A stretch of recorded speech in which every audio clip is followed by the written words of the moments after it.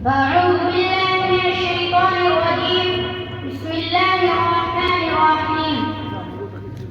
وأنتم الأعلون إن كنتم مؤمنين.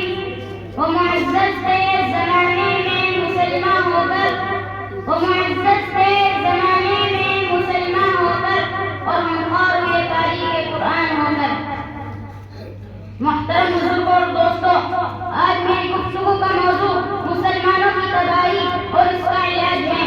آئیں اس موضوع کے تحت ہم اپنی شاندار بازی پر ایک نظر ڈال کر مستقبل تعمیر اور ترقی کے سامان تلاش کریں.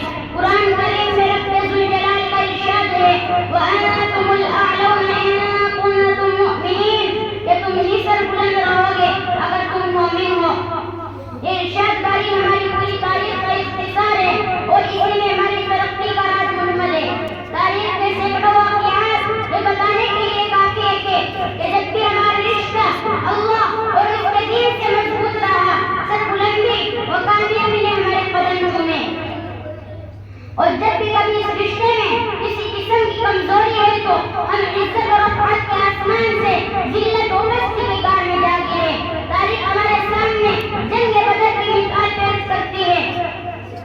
جنگ بدر میں جو کامیابی ہوئی وہ اسی رشتے کے بنیاد پر ہوئی، ورنہ کامیابی ہوتی تو کفار مکہ کو ہوتی، کیونکہ کفار مکہ تقریباً 1000 تھے اور بڑے ہی جوش و خروش کے ساتھ تھے. ان کے پاس 700 اونٹ اور 200 گھوڑے تھے. نیز سب کے پاس تلواریں اور دیگر جنگی ہتھیار موجود تھے.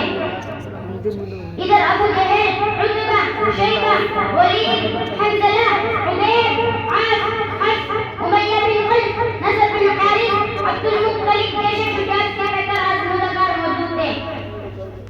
اور ادھر بچارے مسلمان بے سر و سامان کل کا عدد 313، سواری کے لیے کل 2 گھوڑے اور 70 اونٹ ہیں. ایک پر 3 4 آدمی سوار ہیں اور 12 پیدل ہی سفر کر رہے ہیں. اور کسی کے پاس نیزہ اور کمان ہے تو تلوار نہیں، اور کسی کے پاس تلوار ہے تو نیزہ اور کمان نہیں.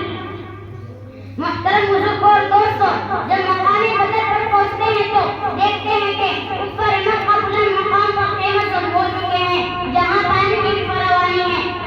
بیچارے مسلمانوں کو سست اور ریتیلی زمین پر قیمت ہونا پڑا، ایسی جگہ پر کہ کسی کو پیاس لگے تو ایک گھونٹ پانی پینے کو نہ ملے.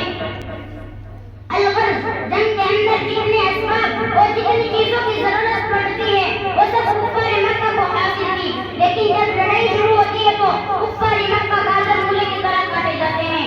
کفار مکہ کا سب سے بڑا سردار ابو جہل 2 بچوں معاذ اور معوذ کے ذریعے مارا جاتا ہے اور عبداللہ بن مسعود رضی اللہ عنہ ابو جہل کا سر قلم کرتے ہیں.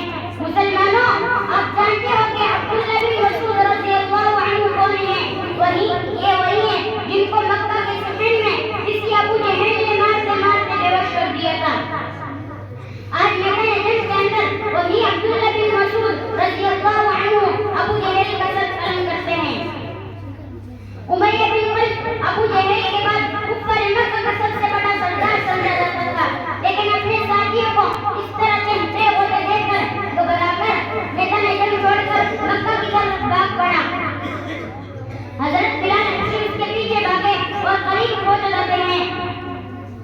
امیہ بن خلف گھبرا کر گھوڑے سے نیچے گر جاتا ہے، پیڑ کے بل لیٹ جاتا ہے، شور مچاتا ہے، معافی مانگتا ہے، امن چاہتا ہے، لیکن بلال حبشی اس کے پیٹ پر نیچے سے تلوار چلا دیتے ہیں اور اسے جہنم رسید کر دیتے ہیں. مسلمانوں، او متفق ہو جاؤ اور ایک جھنڈے کے نیچے چلے آؤ اور اپنے معاشرے